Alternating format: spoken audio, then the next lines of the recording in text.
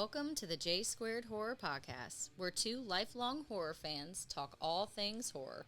Pour yourself your favorite drink and hang out. Here are your hosts, Josh and Jake.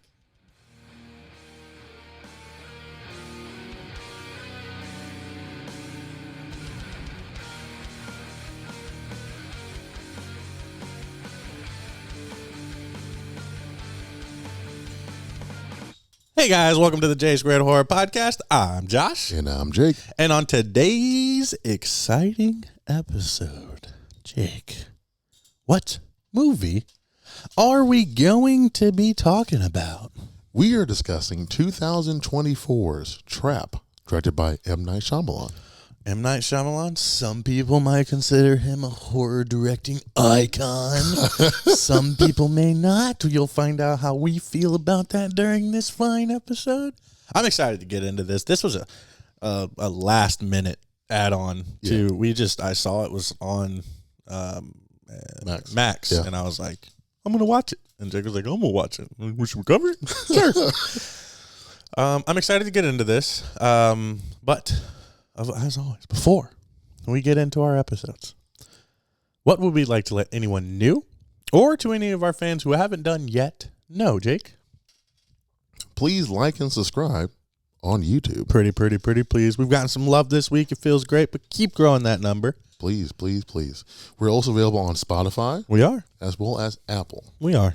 And always Instagram. J Square Horror Podcast, link tree in the bio, new episodes every Thursday. Every Thursday, two lifelong horror fans decide to get together, hang out, drink,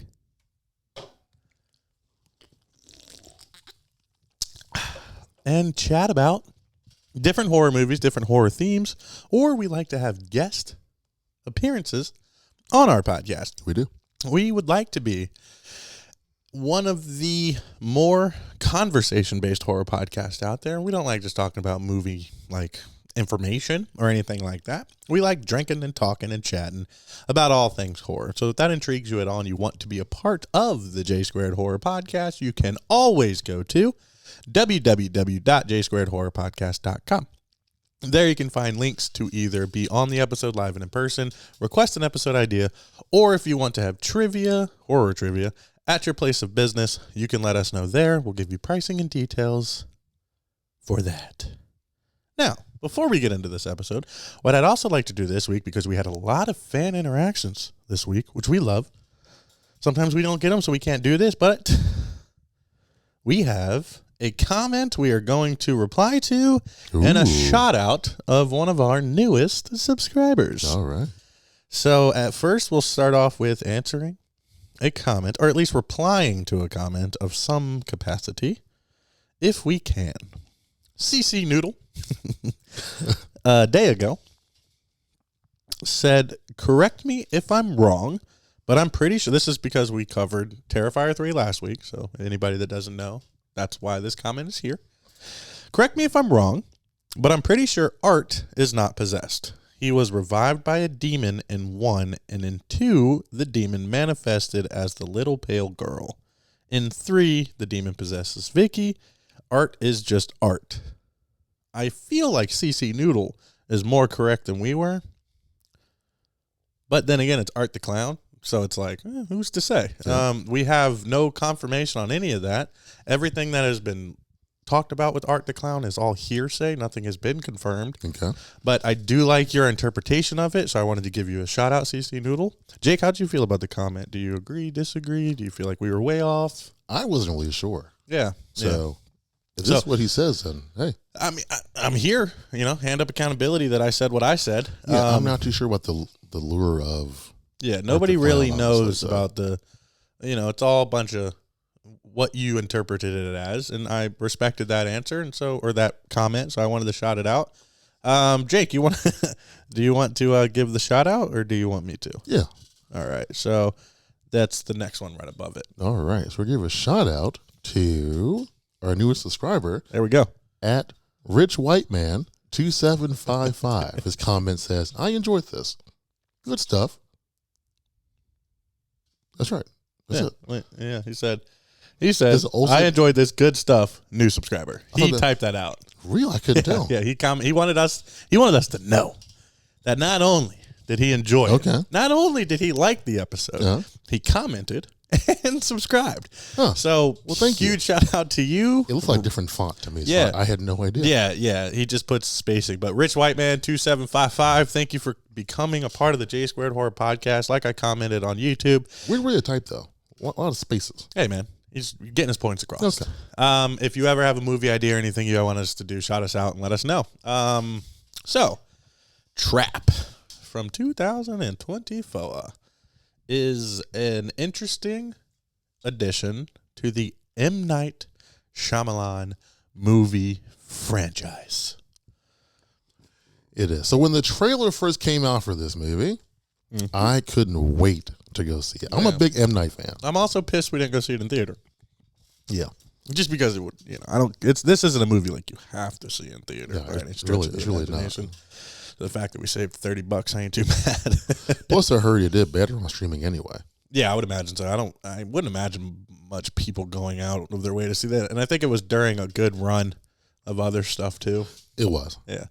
One of those kind of in the background movies. But if you've seen the trailer, I mean, you kind of already saw the movie anyway. Yeah, you know the entire movie. Yeah. The one thing that this movie does not do is a big plot twist that we caught on to. Yeah. At all. Which, it's not always the thing. Since we're on plot twist, yeah. I know people say that's M. Night's like calling card. Mm-hmm. There are a lot of movies that do not have the plot twist in them. The only thing I know for certain is if M. Night directed it, M. Night will be in it. That True. is the one certainty. Very true. If he's a producer, not necessarily. Like Devil. Yeah. My bad. If he directed it, he's got a cameo in that bad boy and he's playing somebody. The one thing that I enjoy greatly about this movie is my guy Josh Hartnett. Everybody give a round of applause for my guy Josh Hartnett. Yeah. He has been in a plethora of horror movies. 30 Days of Night, Halloween H2O, Faculty, which I really think put almost it seemed like he was going to just superstardom him in horror. Yeah, it did. Or just in general. In general. He was the heartthrob, good-looking guy. He ages like fine wine, I will say. He looks great. I got to say, his acting performance in this movie is the reason I enjoy this movie so much. It's the best part of the movie is his acting. Yeah. So the synopsis of the movie, if you haven't seen the trailer yet, like Jake mentioned, you know the entire movie pretty much. Mine is like one little part.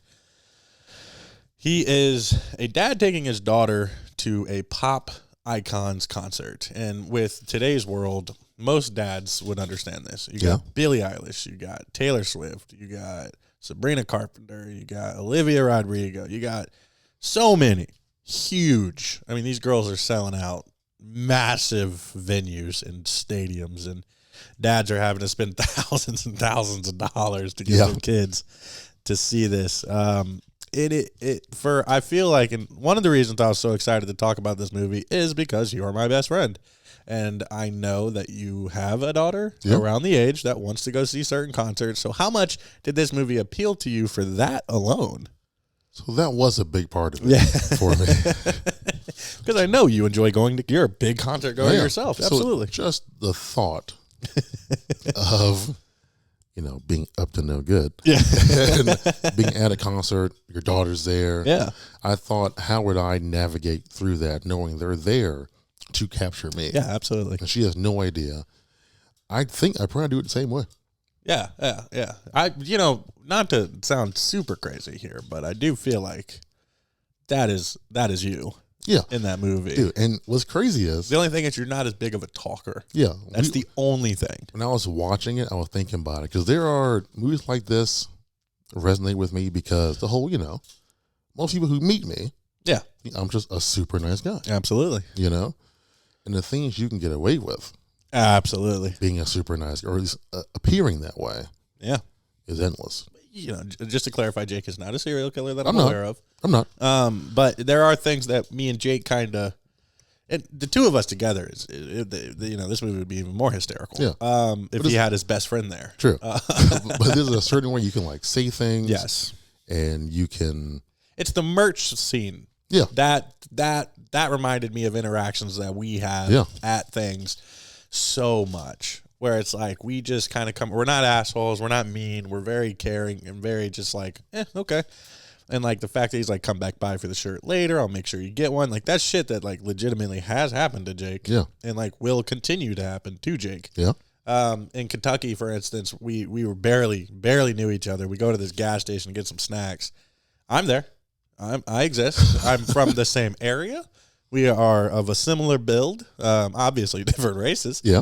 But you know, I'm in line first. The guy says, "How are you?" I say, "Good." Checks my stuff out, gives me my bag, I leave. Jake walks up there, and they have a fucking 15-minute conversation, and they're not best friends. But there's literally interactions like that happen. So when I was watching this movie, I was like, I wonder how, like, if this really did just resonate right at home with you. It did, yeah. Yeah.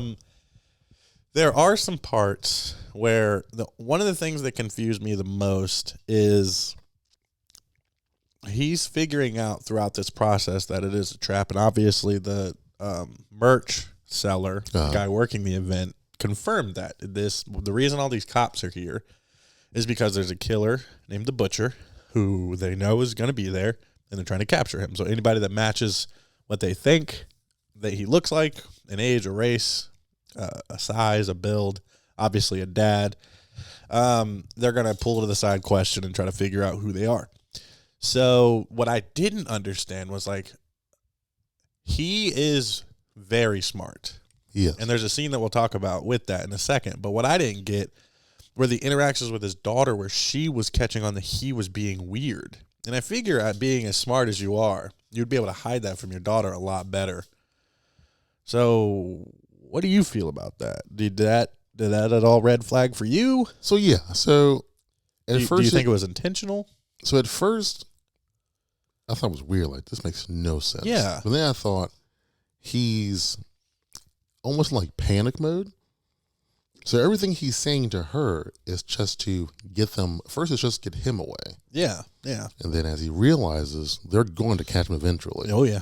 Now he's trying to get both of them out. Yeah, yeah. So his planning got better once he stopped talking to his daughter. Yeah. Realizing that she's not ready to go. Yeah, she's not leaving. You brought her something she really wanted to be at. You can tell her, I'm the butcher, and we have to leave. She'll say, hey, I'm going to stay for this. Yeah. You figure it out. Figure out how you got to I'll meet you outside. Yeah. Now, one of the coolest scenes in the movie for me is there's a scene where, as he's so charismatic in his conversation skills and different things like that. So when he goes back to get the T-shirt from the guy, he's kind of just shooting the shit with him and acting like he's as interested in the Butcher as this guy. The guy comes across kind of like the podcaster in Art or in Terrifier 3, where they're just like overzealous at the idea that they're a part of something like that, or they're going to be a part of something like that. So he's a little, he's a little long in the tooth, I think is the saying, where you get super going. He's doing a lot. Yeah. So he's like, yeah, man, like nobody can go anywhere. You need a secret code. And he's like, I'm going to go get the shirt. And the Butcher, or Josh Hartnett's character, is like, can I go with you? And he's like, yeah, absolutely. They're walking together, and just ironically enough, the shirts are high up, and Josh is able to grab him and pull him down. He's like, wow, you're strong. He's like, I'm a firefighter. And he's like, oh, that's crazy. And there's like this little interaction, and he's like, oh, what's the keyword? And he's like, you're not going to tell anybody, are you? And Josh is like, no, it's a secret. And he gets it, and then he gets the badge from him, and I'm like, oh shit, he is pretty savvy, pretty smooth. Yeah. And so he uses that to go back into this break room area, and there is a cop meeting going on where it's like the SWAT. Yeah. And like there's a head guy, and they're like working through the thing. He's just standing in the back. Now, a horror content creator that we watch sometimes just talked about this scene, and we disagree with her. She was saying that it looked out of place that he would just be standing back there, even as an employee, not like doing what he needed to do or trying to run and hide, where I fully disagree. What he was able to do is one of my favorite sayings in the whole wide world is he read the room. He knew that he's pretty much the description of the people that have been getting pulled out as he's eyeballing the whole time. But he looks like an employee, so that already knocks him down. Yeah. But also what he does is he waits for that meeting to kind of disperse. Once it disperses, he works his way through the crowd, really polite, and he goes, I'm just going to check on the coffee.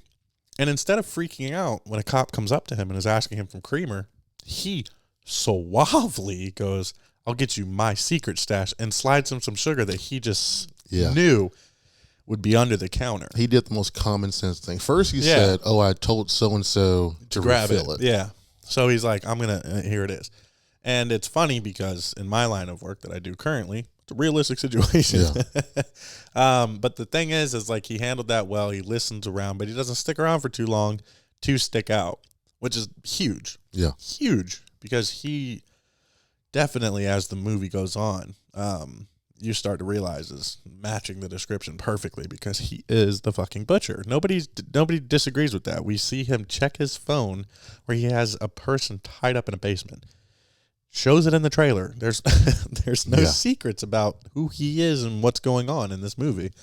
But stuff like that was cool. Now, what also happens, which was crazy, was the fryer scene where he knew that he had to get somewhere that he couldn't get and was able to cause a distraction, which was to blow up some glass and fuck up a poor little girl. Yeah, which is interesting because with the FBI profiler, they mention he's going to try to cause some type of distraction. Yeah. And the ones he was thinking of, he thought, well, she was saying that. Yeah, he's like, well, fuck him. She'll probably try to pull the fire alarm as he's standing in front of a fire reaching alarm. for it. Yeah. I did like that aspect. I did too. If you guys have ever watched Criminal Minds, you're going to love this fucking movie. There should be a game to where you take a shot when they say unsub. Oh, yeah, dude, I would die. Yeah. That's like when I tried the Ancient Aliens one, and anytime they say ancient astronaut theorist, you had to take a shot. I got blackout. It's like 2 episodes. It was bad. But yeah, anytime they say unsub, that's a great TV show. Though. It was a great TV show. That was a great TV show. But this did remind me of that. I meant to say it at the beginning of the episode. Welcome to M. Night Shyamalan's attempt at Criminal Minds. Here it is. Okay. A little late. It definitely is late, though. But there's a lot of cool parts in that. So it's not, we're a horror podcast, but M. Night just kind of gets welcomed into the horror community at all times. Knock at the Wood, Knock at the Cabin. It's spooky. It's creepy. More criminal, more realistic based. But I think some of the discomfort and serial killer aspect can welcome it into the horror community. But the fact that he was able to, being this smart and this suave, you kept feeling like he was gonna fumble. So eventually, after he blew up the fryer and the glass, and the girl gets hurt, and he escapes upstairs to the roof access. The fact that it timed that well, where goes out there and he's like, "Oh my God, one of my coworkers just got hurt. I'm scared. I was late or whatever. Like, don't tell my boss I was up here." And then in their walkies, you hear female girl burns is messed up, and they're like, "Please go back to where you need to be." And he's like, "Okay, I will." It's just like you were so close because I feel like he was going to be out of excuses here in a second. And they don't know that happened. So it's like, what are you doing up here? But then it came through on their walkies that it happened. And you're like, damn. Yeah. This guy is just catching all the luck. And I love in this scene, they ask him what the code word is. Yeah. And he says it. Mm-hmm. And then they ask for his card. He just opens up the wallet and is like, "Whoo, damn, it's here." And then he shows it real quick. ID that's not his face sitting right there. Yeah. Puts it right back. Yeah, some of the M. Night details that you're just that close to catching them. Yeah. But not close enough. But then the fact that he's so smart, he then asked the older woman who was running the whole meeting, what was her deal? Yeah. He wasn't there, obviously. Yeah. But the fact that he saw her out earlier, has the walkie-talkie, can hear knew what they had saying. A meeting. Yeah. Yep. He's gathering information as he's going. Because it's going to help him, and it's helped him this entire time. Yeah. Stealing that radio from that coffee room, or that break room, was huge. Yeah. It kept him ahead of it, because she's just like openly talking about the unsub. And it's cool. Now with this movie, the one thing it doesn't cause any type of like friction or anxiety for me. Like at no point was I worried about it. Yeah, there was no built-up anticipation of him getting caught. No. To me, at least. And then when he talks to M. Night and pulls off my girl had leukemia, she really wanted to be here, but she doesn't like people knowing because it makes her, like, she looks less than other girls. I'm going to tell you a lie that's sensitive that he won't repeat. Yeah, but also it's going to get me in the clear if you try to talk to her about it because she doesn't know. He's keeping her completely out of the loop. Yeah. And it's in order to get his daughter, because he finds out that the only real escape is backstage. Yeah. The only way that you could potentially get out of this place is to be close to the singer and to get out. But even when he gets back there, he realizes he's fucked because they are now all back there because the concert's over. Now, another cool aspect of this movie is the pop star of this movie is M. Night Shyamalan's directing, acting, and singing daughter. She performs, helped write all of these songs that are in this movie. Now, the said horror content creator that we already talked about was not happy at the fact that there was so much of the concert shown. The movie is based at a pop star's concert. It is. I don't know if you've ever been to a pop star's concert, but they usually play for like 4 fucking hours and talk and entertain the entire time. Yeah. So the fact that that was a part of the movie made the movie very realistic. The reason why they're there. Very realistic, where it's like he, even in parts where like he's like did part of his plan, then would come back and kind of like start dancing along. Like, it's just perfect. It's just great. But I didn't know that was M. Night Shyamalan's daughter until I looked it up, until I saw the post credits. Yeah. I was just like kind of thinking to myself, like, is this a current pop star that I just don't know? And they're just kind of like getting her some TV Well, I time? know she makes actual music. Oh, okay. Yeah. I did not know that. Yeah. I know she directed Watchers, or The Watchers. Really? Didn't she? I didn't know that. Yeah, yeah. Oh, okay. Let me fact check myself real quick, but I'm pretty sure she did. Well, I know. So what's interesting is it's the one thing that stuck out. Yeah. So when Cooper is talking to M. Night, and M. Night says to him that he is Lady Raven's uncle. Yeah. Then he stops and says, or her mother's brother. I thought, what the fuck is happening? We know what uncle is. Doesn't matter what side. We know how uncles work. Am I wrong? That was just very strange to me. That is very strange. But, well, as we all know, shitty, weird dialogue is an M. Night staple. It is an M. Night staple. And the single shots as a person's talking, having their conversation with somebody else. Yeah. I love that, though. The zoom-ins as they're talking, the weird angles. Oh, it's his other daughter. Showing the reaction of the person they're talking to. Yeah. Josh Hartnett's facial He does a great acting job. was very good. He plays that role of being a sane person and a fucking lunatic very well. And he shows that struggle very well in his face. Yeah, but the thing that M. Night does, like you were just saying, his cinematography style is that close face zoom. Yeah. So like while he's going through it, like even in the scene we talked about, the break room scene where he's like smiling and walks out, and then as soon as he gets past the crowd, it's just game time. Yeah. And it's like, it's these little intricate details. And I love that. When he knows he's almost through, he feels that confidence. Yeah. He shoulder checks the last 2 as he's going Yeah. through. Yeah. It's Like, insane. You guys can't fucking touch Yeah. me. Yeah. And he giggles. Yeah. Like he's just like, gotcha. I was wrong. That's another daughter of M. Night Shyamalan, so my bad. Did you like the way he escaped the trap? Since that, I guess, is controversial in the horror community. Is it? I mean, just from what we saw. Okay, yeah. I didn't have a problem with it. Yep. There's no other way out. There's no other way out. And because he learned from what people tell him, the one thing he does is, so in the movie, he pushes a girl down the stairs that was intoxicated to draw cops away. But by the time he gets down the stairs with his daughter, other cops had gotten in front of the door that he was trying to escape. Yeah. But what he also does is he reads the room very well. And when he's talking, when they go backstage, when she won that contest and got to sing, and the girl's explaining to her like them what's going to happen, he's kind of like eyeballing this one girl that didn't look like she was doing so well. So when they're basically like done, they should be going back to their seats for the last song. He saves her, carries her into the back, and then is like around all these very important people. Yeah. And is like, let me get you the ice. Like, are you okay? Like, don't stand up. Like, be careful. And they're like, dude, this guy's amazing. Like, his daughter had leukemia.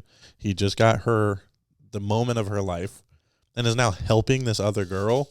So he's like in with them. And the girl that like is like her assistant or whatever it would be, manager even, really takes a liking to him. and is like very open with him. He's like, what's going on back here? And she's like, yeah, you ain't getting out of this motherfucker if you're a dude unless you're out that limo with the singer, Lady Raven. And he's like, oh, wow, okay.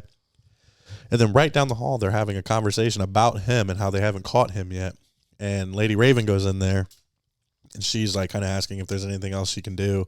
And he's hearing it all. And she comes out, and he's just like, hey, real quick, do you mind if we chat real quick? I don't want her to hear any of this. And she's like, yeah, absolutely. Because everybody that would know wouldn't want her to know about any of the leukemia stuff. Yeah. So it plays into his character already. Soon as I didn't expect this. Maybe, I don't think this is the plot twist, but this was a little bit of surprise for me. I thought he was just going to be like, yo, like, she would be absolutely honored if you got to ride home with her. Nope. Which was the right way to do it. He looks at her and goes, you've been looking for me. And she kind of looks at him like, what? And he's like, I'm the butcher. Check this out. And just tells her proof. Everything. I'll kill him if you tell them. If my phone isn't checked in this amount of time, I'm a firefighter. I know how much oxygen somebody needs and carbon dioxide they can inhale before they die. And he's like, everything's planned out. But if you do not help us get out of here, you're the reason he dies right now. If not, he could live. No guarantees, but he's not going to die yet. Now, let me ask you this.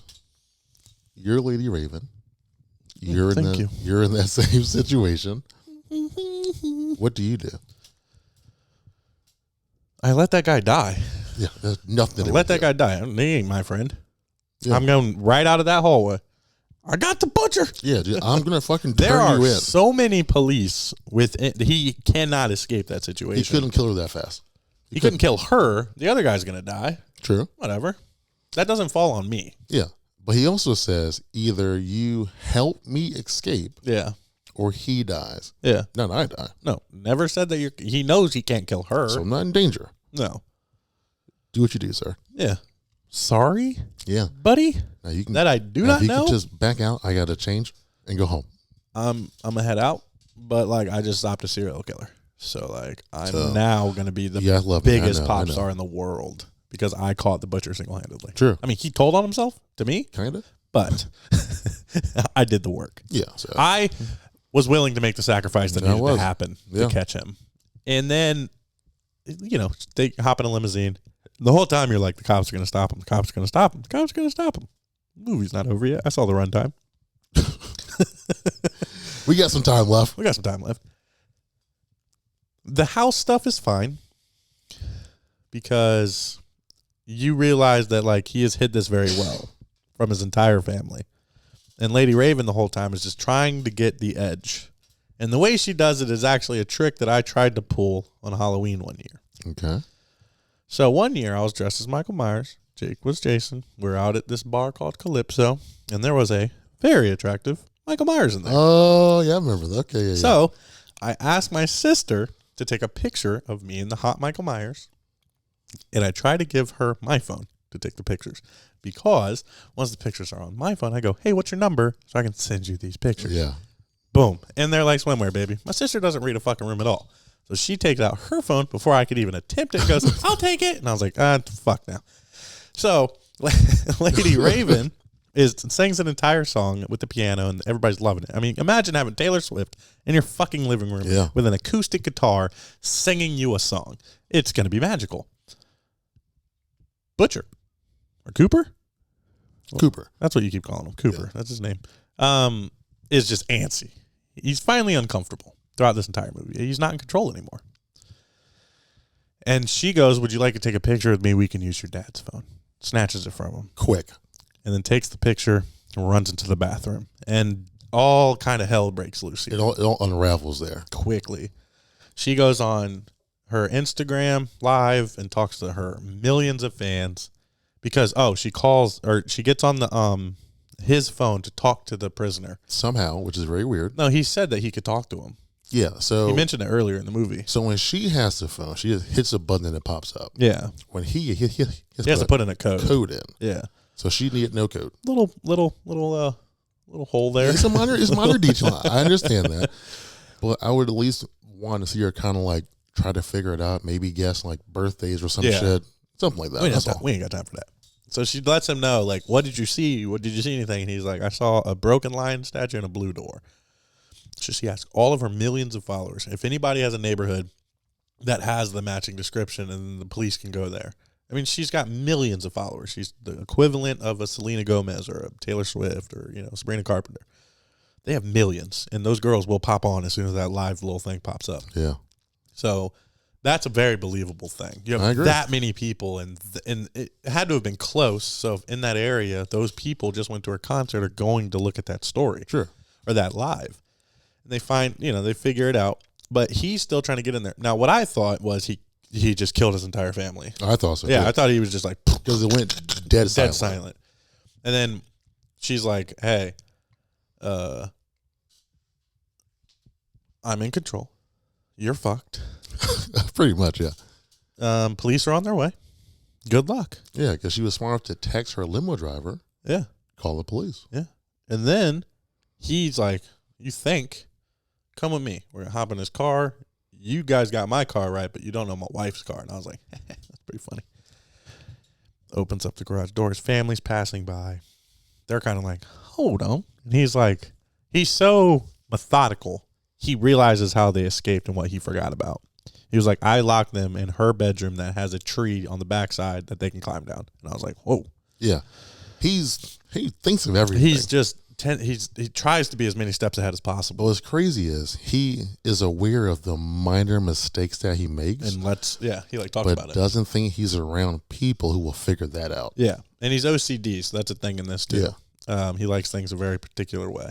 Something I enjoyed was when he puts his hand on her shoulder. Yeah. And can feel her tenseness. Yeah. He's like, you don't want to do that. Yeah. I loved that. Never seen that before. That was cool. I can imagine when she got to the car first, I was, if I can swing or I can and he's move. Like, I feel it.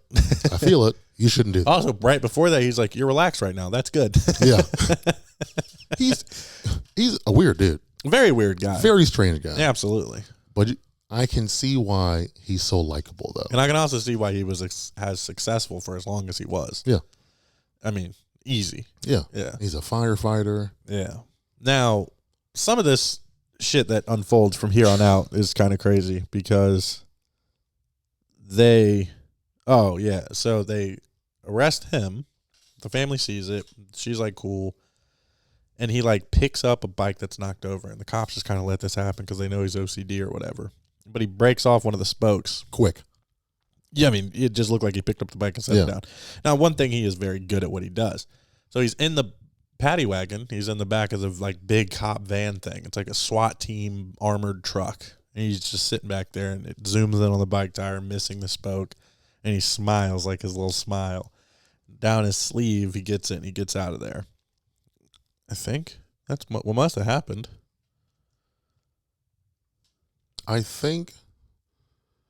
Does it show him escape that truck? Well, so we're talking about, this is the very end, right? Oh, shit. I skipped to the very end. Yes, very end, yeah. Oh, my bad. Because when the cops get to his house, he went through a tunnel. Oh, fuck. Sorry, yeah. Go, yeah. Went to the tunnel, and he left. Yeah. Fuck. Or he swapped with the limo driver. Yeah. But he was dressed as a cop. Correct. I fucking forgot that. Sorry, I skipped right to the fucking all good. end. So then... Spoilers! So then they leave. Yeah, and she's going, He got her handcuffed in the car. Yep. And whatever pole she was handcuffed to was very weak. It's a limo pole. They're not built very well. So she fucking broke that thing. But also was through. smart enough to be able to reach the window because they get in traffic leaving the concert, and they see this big-ass limousine that looked like the one that she left in. Yeah. And they're all like, what's this cop doing driving it? And then they look in, and she's handcuffed in there, and they're all freaking out. I don't understand how he escaped that, though. That was my thing, too. He was the people are surrounded right by the car. the whole time. Their faces are looking at him as a cop. So there's no way he could even open the door. No, but somehow he opened the door, stood up with the cops, and blended in. That's another plot hole in this movie for me. Yeah. For sure. So that's more glaring than the whole phone thing. Yeah, that's blatant. It makes no sense. He was caught. He was caught. He was caught. There are 50 cops out there that are looking at that limousine from all sides. Yeah. You can just open the door and get out and be like, what's going on, guys? No way. She was handcuffed back there? Huh. Weird. She's into some freaky stuff. I'm going to go on my way. Take it easy. Yeah, sorry. I skipped right to the very fucking end. But then. I complain. completely He- forgot he had the fucking dog. He goes back to his house. Because I think what was bugging him the whole time is, how the fuck did I get caught? He knew it was her. I'm perfect. Yeah. But the way she looked at him when she was escaping with the kids gave it away. Yeah, she knew. Yeah. Not because he was getting arrested, but because she caused all this. I think as soon as he started getting weird about the phone. Yeah. That's when she knew. Yeah, I was right. Yeah. Yeah. She was hoping she was wrong. Yeah. But knew she was right. Yeah. That actress is also one of the worst characters in this movie called Them. Oof. She is a terrible character. That is an intense show. Really? Yeah. She's not good. No. She is a great actress. Okay. But the person that she plays Uh-huh. is such a bad person. Really? It's like super racist white lady. So Really? have you never seen Them? No. It's on Amazon Prime. Dude, some of the most intense racially driven stuff. I think my dad has mentioned that show It's to me. probably one of the greatest. Yeah. It's like Get Out. Okay. And it's like Jordan Peele did it. And I don't know if he's a part of it or not. Okay. It is one of the most uncomfortable, especially being white. Them. All right. Dude, especially my race, watching that shit. I'm gonna There's check it 2 out. seasons. It's unbelievably good. But Yep. she's a main actress in the first one. I know for a fact my dad has mentioned. I think he sent me a clip one time, and there was a guy with like his face painted. Yeah. Yeah. Okay. Yeah, that's it. Okay. Season 1 will make you very uncomfortable. All right. But yeah, anyway. I actually was excited for this part. When I knew what was going down, I wanted to see this final showdown between him and the wife. To see, does he have any remorse? Is he going to kill her? Like, where does he lie? Like, He had every intention of killing her. oh yeah, for sure. As he said, murder-suicide was his plan was. Genius. Yeah. Yeah. Then she offers him some pie, So fucking random. which, I mean, he's had a long day. Yes. And I didn't see them get a single hot dog, Me either. churro. Eat anything. Yeah.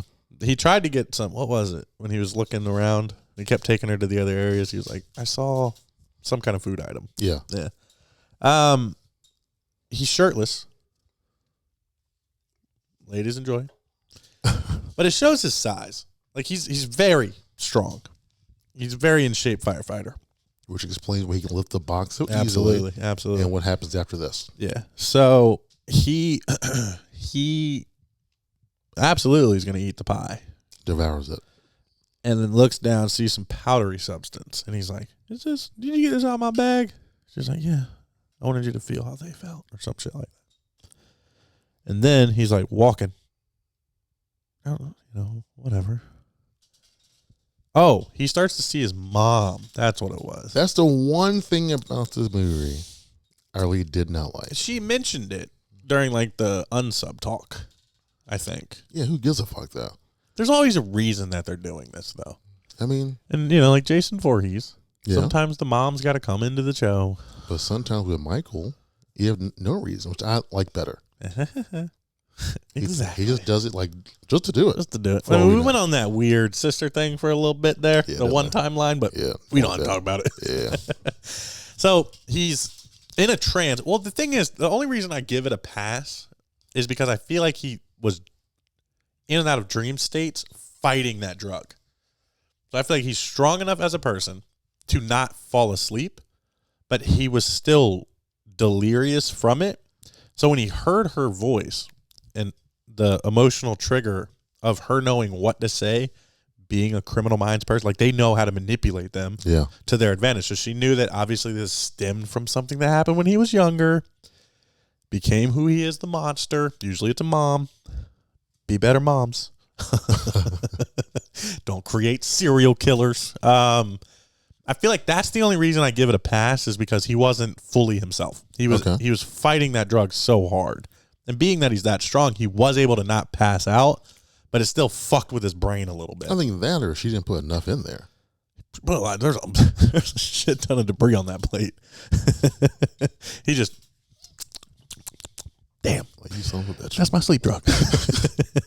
So then he's like walking, he's big presence, gives you a Jason or Michael moment where he's just like, doom, doom. And we all know what's about to happen. I knew it was her from the jump. I didn't think it was his mom, obviously. No. I knew it was the profiler. Yeah. Because the mom never talked. No. So I think he visually saw his mom. He did, yeah. But Because as soon as it cleared up, he's like, oh, shit. And that's when he gets tased on all sides. Now, what also? Waiting for his ass to cross a certain Yeah, point. because they could all hide. Yeah. It was like a double wall situation into a living room where there's, kind of areas outside of that. Tased the fuck out of him. And he is ate that shit. He's eating that shit for breakfast, lunch, and dinner. The fact that he's drugged, delirious, gets tased, and is just ready to go. He gouged a guy's eyes out. Yeah. I think that's the one fucked up thing we saw in this movie. He jumped on that dude like a spider monkey. It was like the what were they? The gay couple in Halloween. Oh yeah, Big John, Little John. Big John, Little John. Yeah, it's like that was his little moment. Yeah, still looked better than what they did in that fucking movie. Unfortunately, yeah, because they didn't show it. That is the point, guys. That's the fucking point. Yeah. So then, like I already ruined. They get him. And he does the bike thing. Yeah. He does the bike thing, and then I think that's how the movie ends.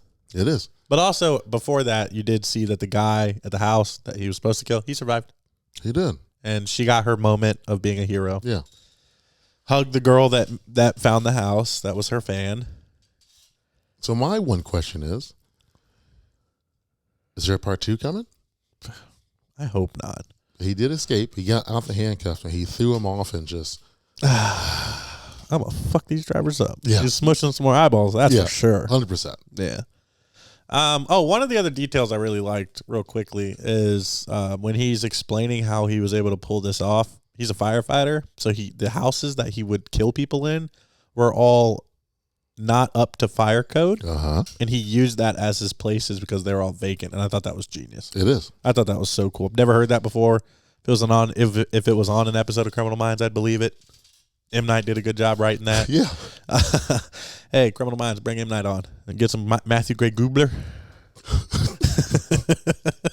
I enjoyed the movie, man. Yeah, that's the whole movie, man. Ends that way, cliffhanger. I don't care if there's a part 2. I don't want one. I don't either. But you would because part 2s are always better. I don't know what you would do. Ooh. Like he's not going to another concert. That's for sure. Yeah, and I'm sure his family probably went to witness protection. Witsec for sure. Yeah. Yeah. Maybe he becomes a pop star. I knew you were going to say that. So you said maybe he becomes. He becomes the next huge Joe Jonas. Or maybe he's one of the people who helps the FBI catch people. I would not watch that. You couldn't pay me to watch and that. And then he, in the process, is still killing people. Oh, okay. So we're going with a little Catch Me If You Can. Yeah. Yeah. Great movie. Yeah, I enjoyed it. So Jake, I'll start with you. Go to me. There's no kills. There's none of that. It's a little out of our normal style of episode. But on a scale from 1 to 10, we'll still do that, of course. What do you rate Trap 2004? On a scale from 1 to 10, I rate Trap a 7. Nice. What about you? 7. Look at that. Yeah, as soon as I asked the question, 7 popped into my head. Okay. And I was like, that's a perfect answer. There are some things I didn't like about it. It's not the most entertaining thing in the world. It's better than I thought it would be. It is better than I thought it would be, which was nice. But I knew one of the main reasons I want to talk about it is because of you.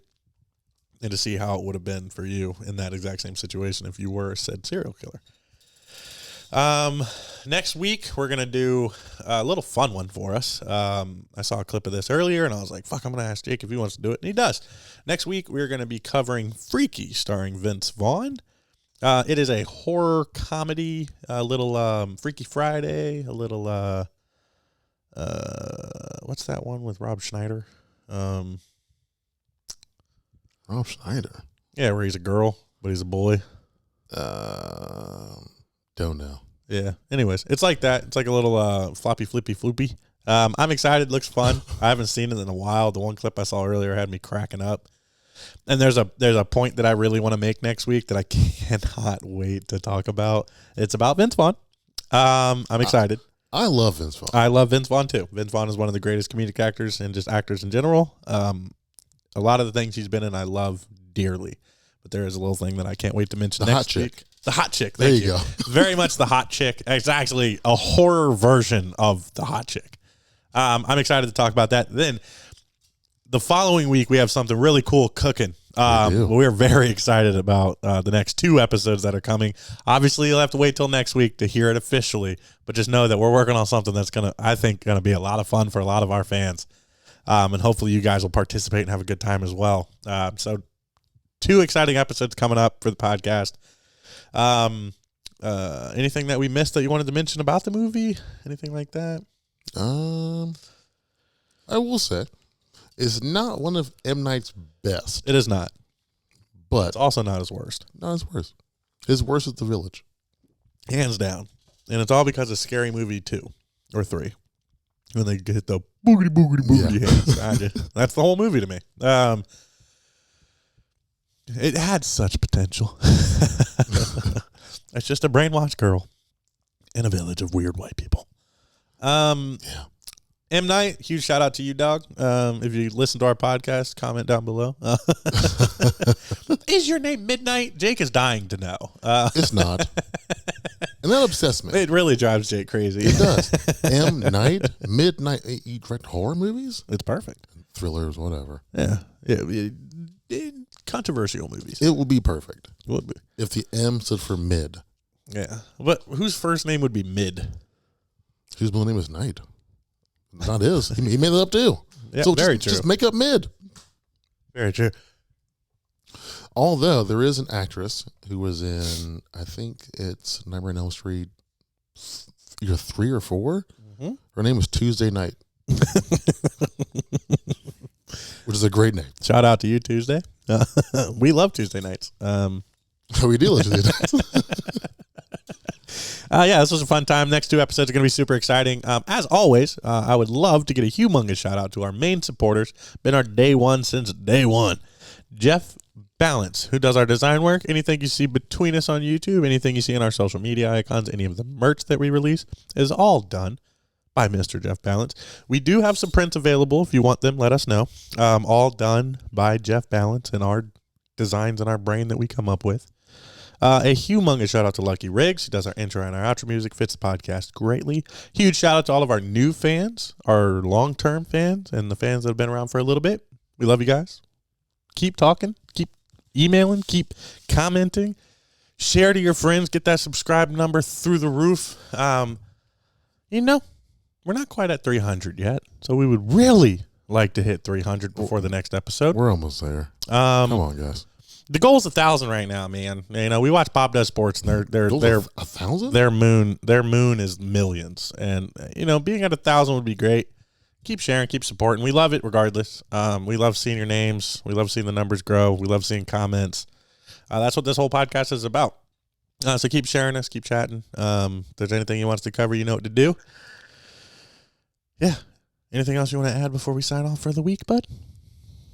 No, there is not. All right. This, ladies and gentlemen, is the J Squared Horror Podcast. I'm Josh. And I'm Jake. You guys have a great week. And always remember, it's hip to be squared.